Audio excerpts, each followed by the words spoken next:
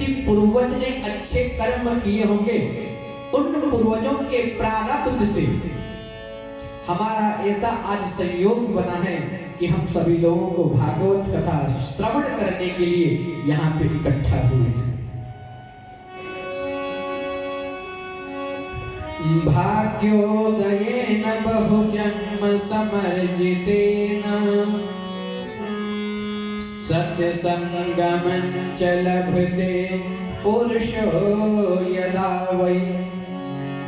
भाग्यो उदयेन बहुजन्म समर्जितेन, हमारे भाग्यों का उदय कब होता है? तो वहां पर पूज्य सद्गुरुदेव भगवान ने बहुवचन का प्रयोग कर दिया है। बहुवचन में 2 जन्म भी आते हैं, 3 जन्म भी आते हैं, 50 जन्म भी आते हैं, यानी जिस जन्मों की गिनती न कर की जाए, अनंत जन्मों में किए हुए जब पुण्य इकट्ठा होते हैं, एकत्रित होते हैं, तब जाकर के हमारा तब क्या होता है? हमारा जब भाग्योदय हो गया तो हमें किस चीज की प्राप्ति होती है? धन की प्राप्ति होती है क्या? बोले नहीं। वाहन की प्राप्ति होती है क्या? बोले बिल्कुल नहीं। बच्चों की प्राप्ति होती है क्या? वो भी नहीं। तब किस चीज की प्राप्ति होती है महाराज? सत्संगमं च लभते पुरुषो यदा वै। तब जाकर के हमें संतों का संग मिलता है। जैसे हमको पुस्तक प्राप्त करने के लिए पुस्तकालय में जाना पड़ता है, विद्या प्राप्त करने के लिए विद्यालय में जाना पड़ता है, उसी तरह अगर आपको विवेक की प्राप्ति करनी है तो आपको संतों के सानिध्य में जाना पड़ेगा। और गोस्वामी जी ने बड़ा सुंदर लिखा है, बिनु सत्संग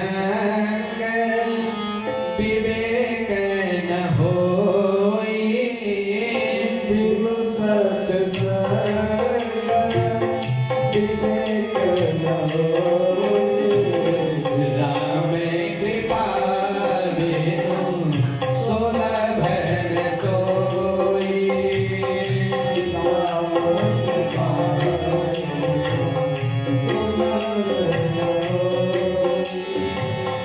बिना संतों की कृपा से, बिना माता पिता की कृपा से हमको ये अवसर प्राप्त नहीं हो सकता। सच्चिदानंद रूपाय विश्वोत्पत्त्यादि हेतवे तापत्रय विनाशाय श्री कृष्णाय वयं नुमः। भागवत के महात्मा का पहला श्लोक है, सच्चिदानंद रूपाय विश्वोत्पत्त्यादि हेतवे तापत्रय विनाशाय श्री कृष्णाय वयं नुमः। सच्चिदानंद, हम लोग बातों बातों पर कहा करते सच्चिदानंद सच्चिदानंद, और सच्चिदानंद नाम भी रख देते हैं, लेकिन आपको पता है सच्चिदानंद का मतलब क्या होगा? सत्य, चित्त और आनंद। हे सच्चिदानंद, सत्य किसे कहते महाराज? सत्य कहते अविनाशी को, जो पहले सत्य था, मध्य में सत्य है और अंत में सत्य बचेगा, उस सत्य को हम लोग सत्य कहते हैं। दूसरी बातें हैं चित्त। चित्त माने प्रकाश। हम लोगों को कोई पुस्तक पढ़नी होती है, हमें प्रकाश चाहिए, लेकिन उस परमात्मा को किसी से प्रकाश लेने की जरूरत नहीं पड़ती, वो स्वयं प्रकाश का स्वरूप है। और तीसरी बातें हैं आनंद। आनंद की परिभाषा शास्त्रों में कर दी गई है। आनंद क्या है? एसी कमरे में सोने का नाम आनंद नहीं। जो एसी कमरे में सोने का आनंद हमको मिलता है, वही एक किसान को खेत में सोने का आनंद मिलता है, वही कोल भील को जंगल में सोने का आनंद मिलता है। तो आनंद क्या है महाराज? बोले आनंद तो परमात्मा के स्वरूप का नाम है। 3 प्रकार के ताप होते हैं जीवन में, दैहिक, दैविक, भौतिक ताप। दैहिक, दैविक,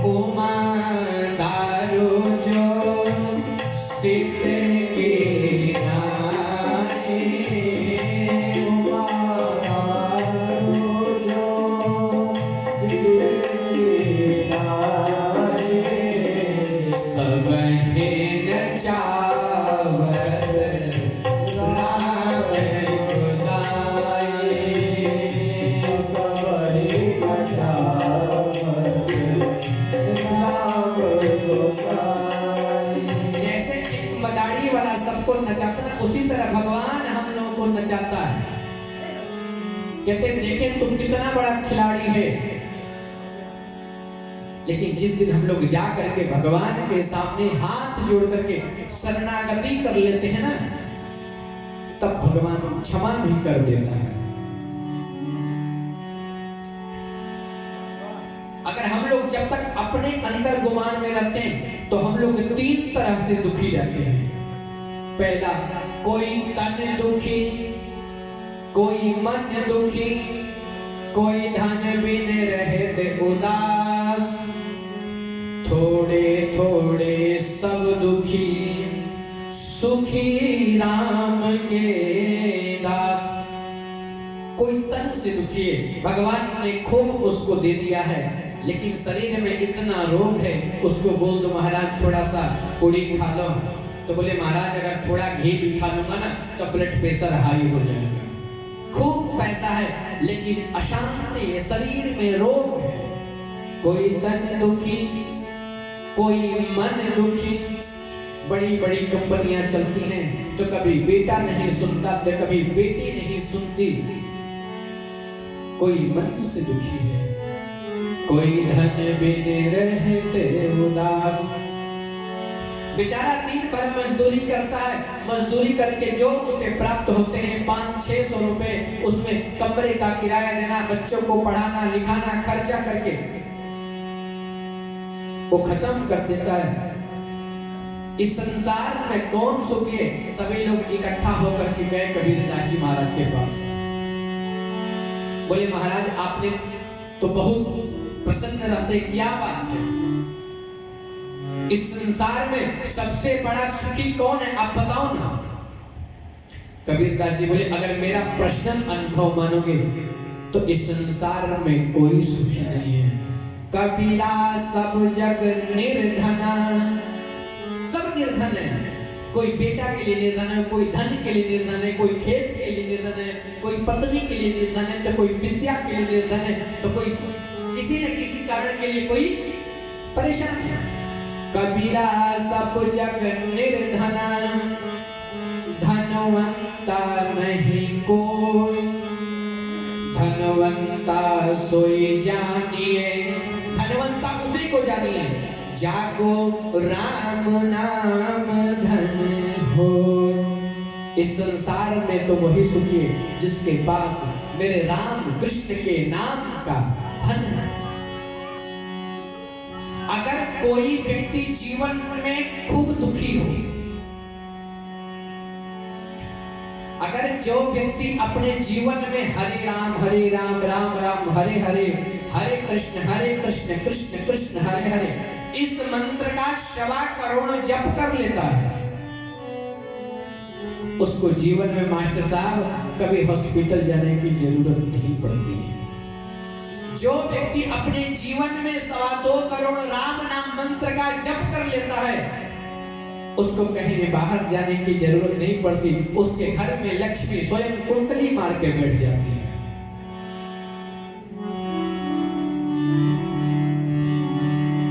जो बड़े बड़े वृंदावन में बाबा जी बैठे थे, मैंने उनसे पूछा तो बोले लाला ये भटकती आत्माएं हैं जो पैसे के लिए भक्ति है। लक्ष्मी इसकी पत्नी है, इसको पकड़ो ना, ये अपनी पत्नी को स्वयं लेके आएगा। चलो आज भागवत कथा की पार्टी, वहां चलो तो लक्ष्मी जी स्वयं दौड़ करके चलिए। कौन ऐसी पत्नी नहीं होगी जो सोचेगी जहां मेरे पति की प्रशंसा हो वहां मैं ना जाऊं? कोई पत्नी चाहेगी? तो लक्ष्मी तो इसकी दासी है। जहां मेरा कन्हैया रहता है वहां लक्ष्मी स्वयं विराजमान हो जाती है। अगर किसी व्यक्ति से बोल दो ना कि इस संसार में वही सुखी जिसके पास राम नाम का धन है, बोले भैया भजन कर लो ना, बोलेंगे बहुत समय भजन करेंगे, बहुत समय भजन कर लें। एक संत एक सेठ जी के यहाँ गए, बोले सेठ जी भजन कर लो। सेठ जी बोले महाराज अभी व्यापार चल रहा है, अच्छा सोच रहे बच्चे अभी छोटे छोटे हैं, बच्चे थोड़ा बड़ा हो जाए ना तब भजन करूंगा। धीरे धीरे सेठ जी का बच्चा बड़ा हो गया। फिर संत आए, और जब संत आए तो आकर के बोले सेठ जी महाराज आपके तो बच्चे बड़े हो गए, शादी विवाह हो गया, अब तो भजन कर लो। बोले शादी विवाह तो हो गया लेकिन नाती पोते ज्यादा परेशान करते हैं, मैं सोच रहा हूँ थोड़ा नाती पोते बड़े हो जाए तब भजन करूंगा। नाती पोतों का विवाह हो गया। संत आए बोले सेठ जी महाराज अब तो भजन कर लो। बोले महाराज अभी कहाँ, मैं सोच रहा हूँ थोड़ा छोटे छोटे जो ब्याज है ना, इन ब्याजों के भी दर्शन कर लो, इनको भी खिला लो। संत बोल करके चले गए। जब कुछ वर्षों बाद संत गंगा की परिक्रमा कर रहे थे तो जब वहां पहुंचे ना तो जाकर के क्या देखते गए तो बोले भैया वो जो सेठ जी थे वो सेठ जी कहाँ हैं? बोले वो सेठ जी तो मर गए। बोले मर गए। संत भगवान ने अपनी दिव्य दृष्टि से देखा तो वो संत वहीं पे अपने घर पे ही बैल के रूप में पैदा हुए थे और उनके बेटे क्या करते थे, उस बैल को खेत में जोतते थे। जब बैल नहीं चलता था उसको डंडा मारते थे। जब वो बैल का शरीर वृद्धावस्था को हुआ, जब बैल चलने लायक नहीं रहा, खेत में जोतने लायक नहीं रहा, कोल्हू चलने के योग्य नहीं बचा, तो उस बैल को उसके बेटे ने कसाई को बेच दिया। बैल बने हल में जुते ले तेली के घेर,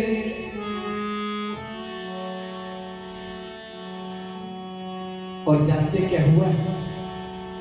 जब संत उस बैल के पास पहुंचे तो बोले महाराज क्या आप अगर मुझे उसी समय बता देते ना कि भजन कर लो तो मेरी आज ये दुर्दशा नहीं होती।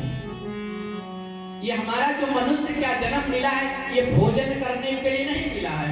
भोजन तो कुत्ता भी करता है, गधे भी करते हैं, जानवर भी करते हैं। ये हमारा मनुष्य का जन्म मिला है साधन धाम मोक्ष कर द्वारा, पायन जेहि परलो सवारा।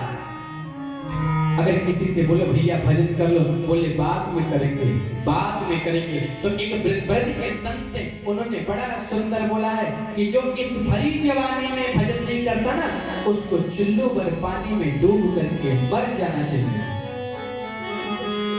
देखिए ब्रज के संतों ने अपना कितना सुंदर भाव दिया है। आए हम सभी लोग भजन के माध्यम से सुनते हैं। नारायण